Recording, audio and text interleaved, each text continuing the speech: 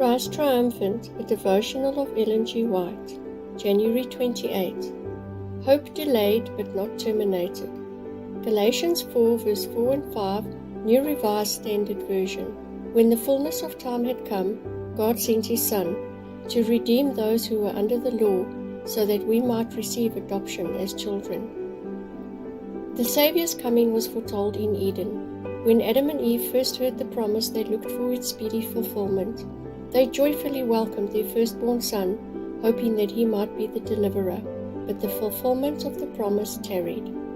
Those who first received it died without the sight. From the days of Enoch, the promise that was repeated through patriarchs and prophets, keeping alive the hope of his appearing, and yet he came not. The prophecy of revealed the time of his advent, but not all rightly interpreted the message. The hand of the oppressor was heavy upon Israel, and many were ready to exclaim, "The days are prolonged, and every vision faileth." But like the stars in the vast circuit of the appointed path, God's purposes know no haste and no delay.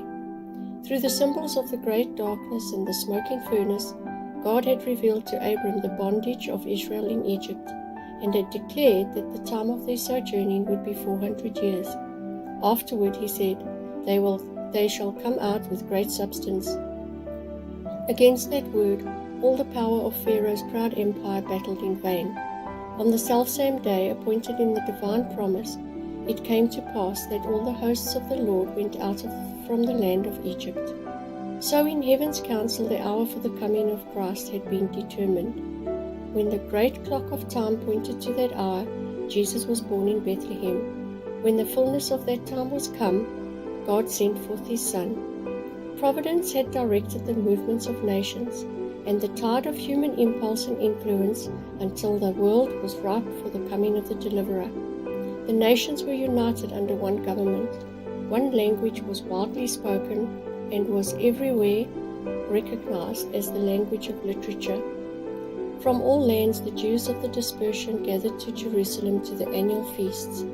As these returned to the places of their sojourn, they would spread throughout the world the tidings of the Messiah's coming. While few understood the nature of Christ's mission, there was a widespread expectation of a mighty prince who should establish his kingdom in Israel, and who should come as a deliverer to the nations. The Desire of Ages 31-34.